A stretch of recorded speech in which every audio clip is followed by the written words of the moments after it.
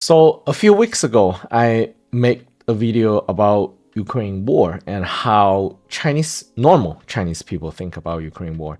And in that video, I promised that I will make a second video about how Chinese intellectual elites, political elites, and philosophers think about Ukraine war. They think differently. And today is the day. I will make this second video about how Chinese elites think about Ukraine war. I'm going to introduce to you two guests today. And also, of course, I'm gonna put timestamp down below. If you want, you can jump straight into the content. First person I'm gonna introduce is this guy, Professor One. When I first started my channel here, there were a lot of Chinese who watched my content and say that, well, why don't you talk about Professor One? Push his video out and see what the Americans and the Europeans think about what he says about imperialism and neo-imperialism and this and that. And I didn't do it because it is actually very difficult to translate his work. I tried. It didn't work out. It's not just the language or vocabulary. It is also that in order to understand his video, you need to understand a lot of the background history. And for many people in United States or in Europe, it will be a bit difficult to get what he said without understanding that whole picture. And today I think I have put enough video in my channel that my followers already get certain things in different ways. And I think it will be easier to go into his video now to explain how he see different situation, not just about Ukraine war, but about other ongoing issues. But I'm gonna start with easy one. The second person I'm gonna introduce here is Mr. Lu again.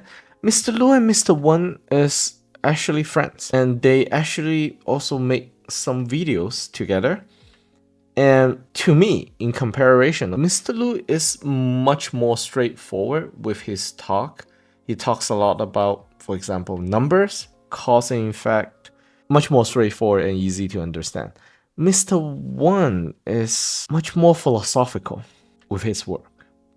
Like to extend the historical timeline and let people see the whole bigger picture before making quick, hasty judgment on just one topic within a short political, historical time frame, which from his point of view is not the right way to look at event and history. You need to really use a wider lens and look at the longevity of history. And also, Mr. Lu referred to Mr. One as master teacher because he's from an older generation. As you can see here, he's older than Mr. Lu. Again, I will say that for this video, it's not for everyone. It requires my audience to have an open mind and positive attitude. Especially, I'm talking to Eastern Europeans, because whenever we talk about Ukraine war, many Eastern Europeans get very upset and jumpy and aggressive in the comment section below. So if you didn't watch my first video regarding Ukraine war, you should watch that first. And when you watch this video, if you are not able to stay calm, I think that you might as well not watch it. It's not worth it if you don't have an open mind. Okay, let's jump into the topic. When people talk about Ukraine war, most of us focus on military power comparison. Who has more tanks? Who has more fighter jets? However, I think it is more important for us to discuss the competition between soft power. To understand Ukraine war, we must understand the true reason behind this Ukraine war. It is difficult to figure out the true reason because you need to have a deep understanding of world history, not just Eastern European history, to come to a thoughtful conclusion. Especially today, when the US and the collective West became the world's largest debtor countries. We can also call these countries debtors who don't want to pay their debts. What is it on about here? Let's go slightly back in history. Oh, by the way, there are other videos I'm going to put out on this topic in the future regarding the history part of neo-modern imperialism. and Western imperialism over the past 500 years. But let's get back to the topic. For the 19th century, China has almost always been the largest economic body on this planet. According to Western economists, China's GDP before the Opium War is the combined total of the entire Europe, roughly accounting for 28 to 30% of the world's GDP. Furthermore, China is not only the biggest economy, but we are also the world's biggest exporter. And by the way, it is very important to go back and learn this history. You can verify it. It's well documented and no one is arguing about the truth about these things. However, during the trade relationship between the West and China, there's barely anything China demands from the West. This caused a huge trade deficit in the West. This also caused these Western countries to be constantly in debt. In addition, many of the debt was generated not by the merchandise itself, but by the middlemen, the Arab world. Most of the profit were obtained not by China, but by the middlemen in the Middle East. Most of the new world's silver ended up in China, and also a lot of the gold. So when these Western countries enter the industrial era and start manufacturing and using long-range sea-going warship and merchant ships, things took a different turn. Why those warships came to China? Because those countries need to change their trading position from trade deficit countries to trade surplus countries. So that's the main cause of Opium War in the 1840s. After the two Opium War, China went from a trade surplus country into a trade deficit country and grow weaker and weaker. So for those who don't understand Opium War, it is to get all the Chinese hooked on weed, basically. And they will have to keep paying for more weed and emptying their bank account. Today, this is happening again. Today's China is the biggest trading partner to over 70% of the global countries. Over 120 countries in the world, China is the biggest trade partner and account for roughly 20% of the total global trade.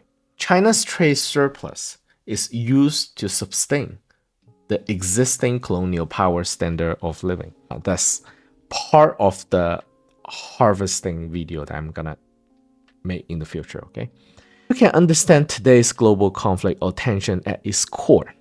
It's basically trade deficit countries use their so-called currency, the money, well, I have some money here, their currency and money, all right, to run a long-term trade deficit while maintaining a higher standard of living.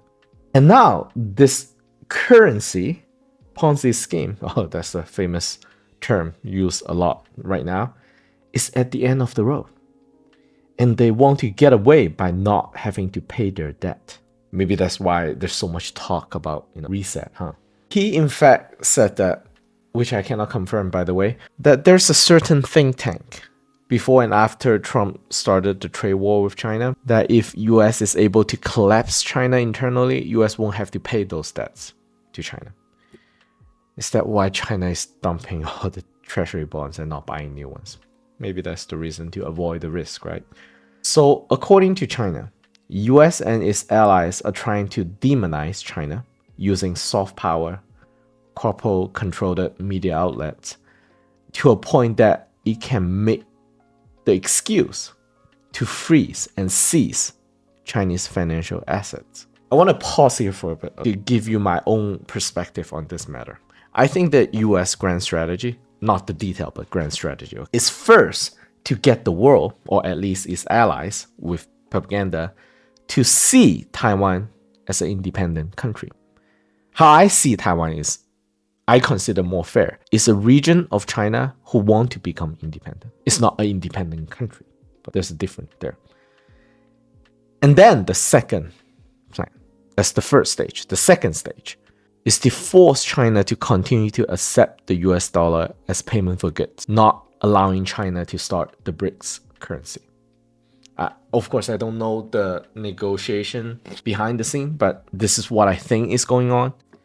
And the third stage If China disobey, US will use its puppet regime in Taiwan to declare Taiwan independence, forcing China's hand. If China in any aggressive way, US and the West will then seize financial asset owned by the Chinese, just like they seized the Russian assets, forcing and legitimizing the reset. So all these theatrics in the South China Sea, Taiwan, are just all camouflage to hide United States' true intention. He also said something about Russia here. He said that there are British politicians, economists, actually calculated the Russian natural resources assets priced at over 70 trillion US dollar. If using Ukraine proxy war can collapse Russian regime and regime change and install a new puppet in power, US and countries like UK can capitalize on that asset. And according to calculation as well, China has several trillion of foreign assets around the world as well. So that make it a easy prey if US can just demonize China and then seize those assets with legitimacy. So why US want to make an enemy out of China and Russia? It is because China is the biggest manufacturing powerhouse and Russia is the biggest natural resources powerhouse. And very important for everyone to understand, okay? China and Russia over the past few years has been the biggest trade surplus country in the world. There are also smaller natural resources countries such as Iran and other Middle East countries that is also in consideration here. So if US can harvest from the collapse of China and Russia, that plunder will last for a long time. So Mr. Wen's conclusion in this video is roughly this, okay? Financial or monetary imperialism is to try to get something while paying nothing, well, paying with this money. So all those ideology talks, human rights abuse, all these things are to corner China and Russia till it collapse. And US can go in and dictate the terms and to maintain the imperial system. The problem, of course, this time is you can't reset unless you collapse Russia and China first, which is more or less brothers in chain right now, both being chained by Western sanctions. Because this is the reason, okay? If you set after collapsing these two countries, the rest of the world, mainly global South countries, will have no choice but to follow the rule of the new system, which is also Western leading, because other places around the planet are too weak and too divided to form its own bloc. But if you reset without collapsing these two countries, global South will just re-anchor the economy with Russia and China, since the West have lost their credibility in this way. So, in a way, if I am US, UK imperialist, Zionist, whatever financial oligarch, yes, this is a life or death situation struggle for our survival as imperialists, which I will explain in the future in more detail about what neo-imperialism is about. So that concluded his perspective about this war. It's basically the imperialists trying to rob Russia and China of its asset. Now we go to Mr. Lu, which I feature several times in my other video, so I don't want to introduce him again. This is what he said, okay? We must understand what this war is about. This is a liberation war of the great Slavic people.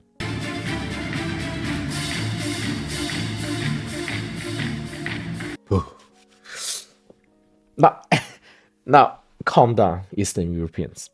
Try to stay calm throughout this first part, okay? The second part gets easier. This is not just for Russian. It's not only about Europe, but also a historic war of the greater Slavic race, in which they are now the primary target for neo-imperialism. what is this all about? Of course, you will say that I'm not being fair to the Ukrainians, because Ukrainians are also Slavic race. So am I calling Slavic people killing Slavic people a liberation war? That does not sound fair to the Ukrainians, right? But I'm sorry to inform you, today's Ukrainian nation has already became an Anglo-Saxon proxy.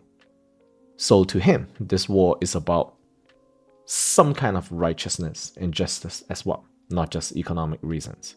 Now, this next part, I really want Eastern Europeans and pro-Ukrainians to listen to this part, because I keep trying to explain this every time people bring this up. And you really need to understand what Chinese media is about. See what he says here. It is very unfortunate that today's Chinese media in China has over a long period of time influenced by Western propaganda, which is true, by the way. It's not all completely locked out. That's why in Chinese media, you see also a lot of anti-Russia and pro-Ukrainian position people making posts and videos. In China, I'm trying to explain what he's trying to say here. The Chinese government propaganda is towards glorifying the Chinese government. And the Chinese government don't really care that much about what position you take on foreign geopolitical events, such as the Ukraine war. So Chinese government don't really care if you are pro-Ukraine or pro-Israel or pro-other things. You can make videos all you want, government don't care. But if let's say you make a video say that I'm pro-Ukrainians and Russia and Putin and Xi Jinping can go to hell, now that will get you into trouble. You have to remove the Xi Jinping part. You can say Russia and Putin can go to hell, that they're okay with it. Let me give you an example. My mother, for example, because she's kind of pro-Ukraine, all her cell phone feed or news feed from Chinese media source are all pro-Ukraine and anti-Russia.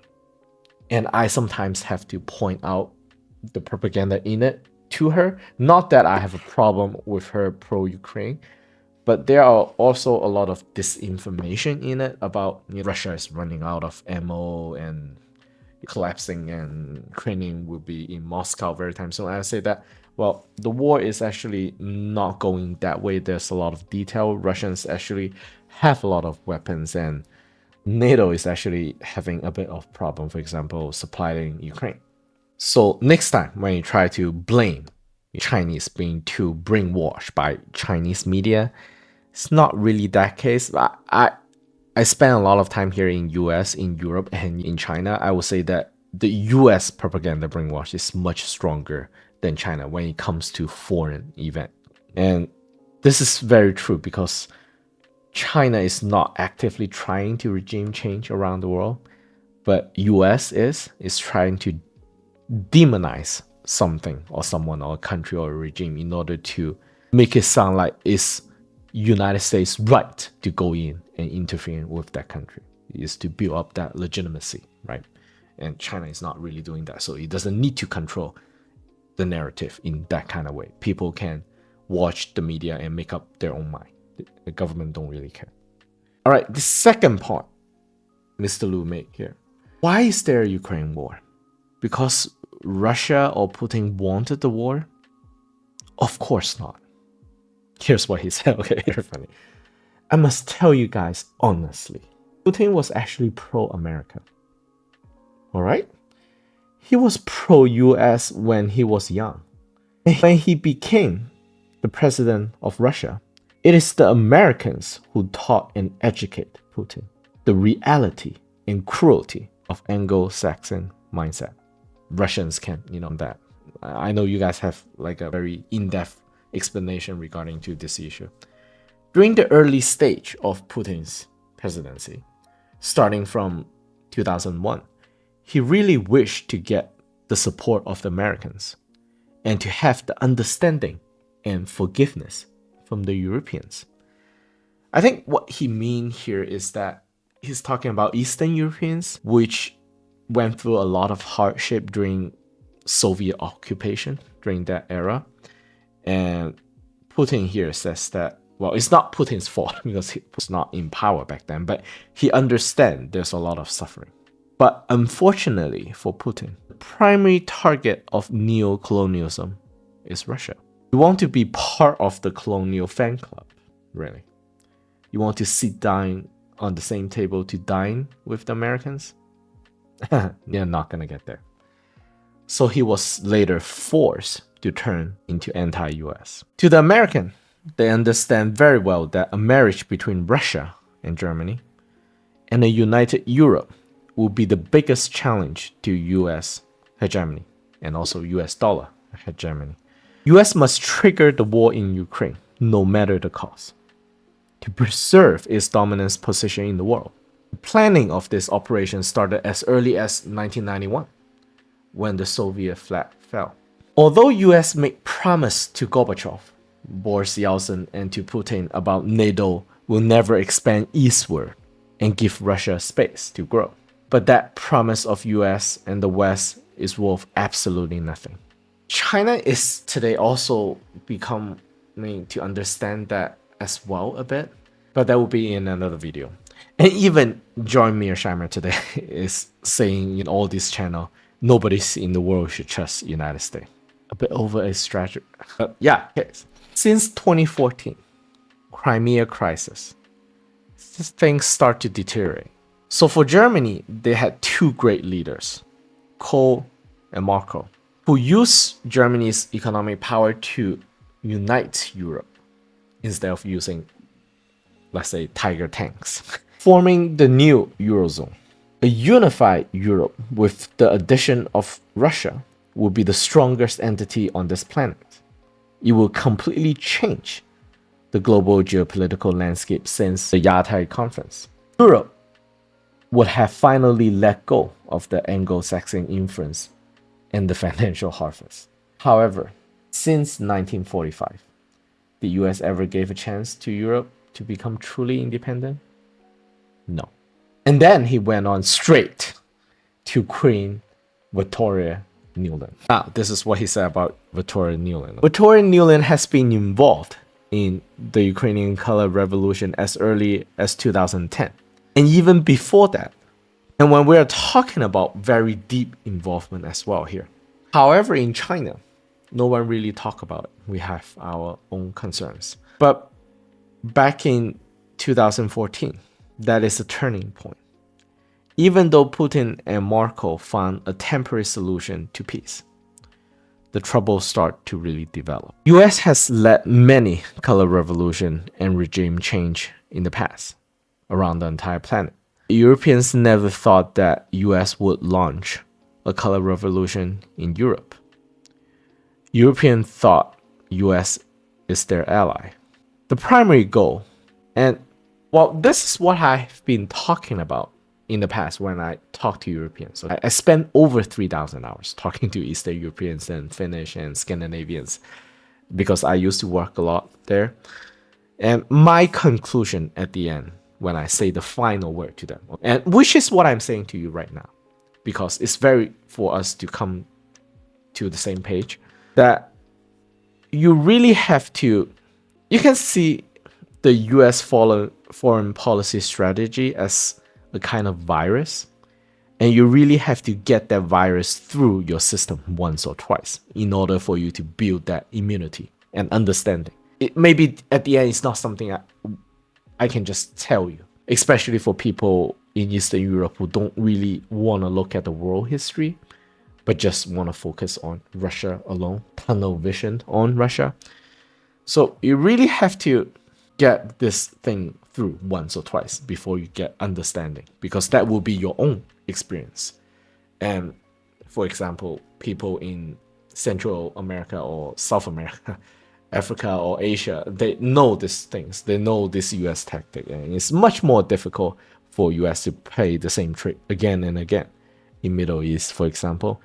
And for Europe, Eastern Europeans, you guys do not have this immunity. So yeah, maybe just go through whatever is happening now and conclude after 5, 10, 20 years to see exactly what this is. That's all I can say. The primary goal of Ukraine war is to destroy Germany-Russian alliance and to fracture Europe making it incapable of competing or surpassing the United States. So according to Mr. Lu, as of today, which is this video was made 3 months ago, January this year, he said that US plan has succeeded, at least at the political level, in dividing Europe for a long time. Really, I would say that it is even fair for Europeans to blame the Chinese regarding the situation, because US was unable and is still unable to completely harvest China financially. Relatively speaking, China financial system is very well guarded, so US has no choice but to cannibalize Europe. The total amount of financial harvest out of this war estimated is about 1.5 trillion, but you do have to ask someone like Ray Dalio to tell you maybe more detail. He's actually a corporate. He worked with this project in a way. And he also admitted in Bloomberg, I think in one of the earlier video during the World War. So from his point of view, US has succeeded in its political objective in dividing Europe. Can it succeed in financial, economic objective to make Euro a complete subordinate of the US dollar? Well, according to him, it's still an ongoing process, but judging by the direction which is going, he would say very likely. He wants to summarize the Ukraine war now here, which is, again, like I said, this video was made 3 months ago. The war is basically over. Russia's entire war strategy is to turn the front line into a meat grinder. The goal is not just to grind down Ukrainian forces, but to also grind down the entire NATO weapon inventory, and will possibly lead to the collapse of EU as well, financially. And in addition, it will also put US in a very awkward political situation. According to him, NATO US is basically out of resources by now.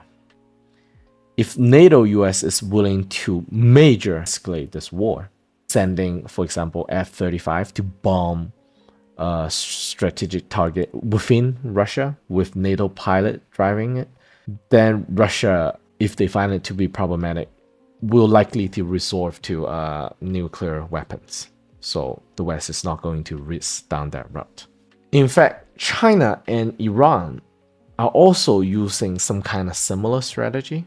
What Iran and China is doing is just try to avoid a bigger war right now, because Russia, China, and Iran, we all believe that time is on our side. He said at the end, Ukraine as a country, which China actually had a really good relationship with Ukraine in the past. After its collapse, China's first aircraft carrier actually came from Ukraine.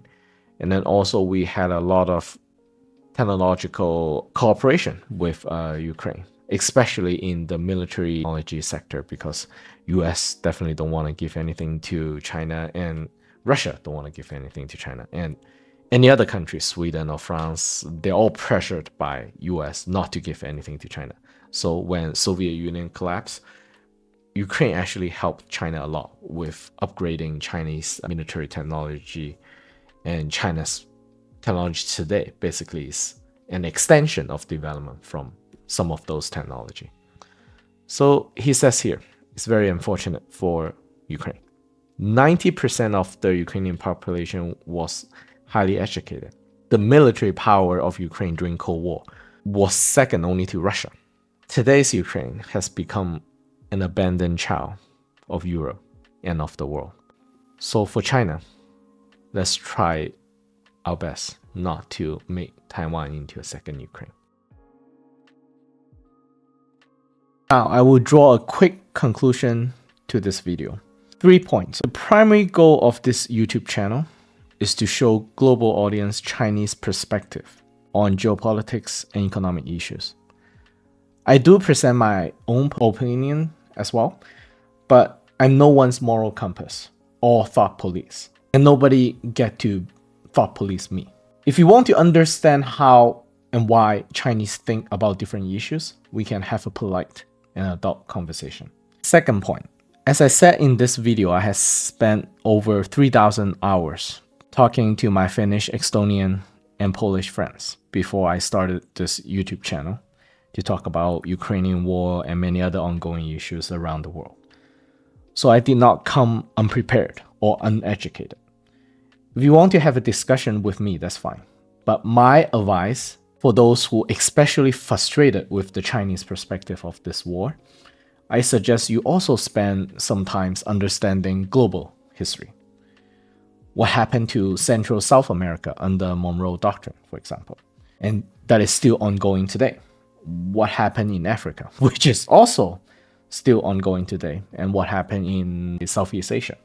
If I'm willing to spend 3,000 hours with my Eastern European friends, sat through dozens of YouTube videos, which is not even in English, I have to read the subtitles. Why don't you spend also, let's say 30 hours, looking deep into other places on this planet, what they have experienced in history and even today? If you are not even willing to spend some time understanding the world, why are you sitting in front of your screen right now pointing fingers at me? I can talk to a moralist. I can talk to a realist. I just don't want to waste my time talking to a hypocrite pretending to be a moralist. And my final point here, I can say that I'm against Russia invasion of Ukraine or any sovereign country invasion of another sovereign country. But I'm also against NATO moving an inch eastward and all those color revolution and regime change operation conducted in the name of democracy and freedom, which in reality is just for self-interest. If you want to achieve a more fair, balanced, and peaceful world, we need to condemn and punish relatively equally. There's no perfect equality. And it's not good to just have the attitude of Russia is bad, I don't care about other things. If that's your attitude at the end, it's very difficult for us to have a constructive discussion on this topic. And I will end the video here today. I will see you down in the comment section if you have any question.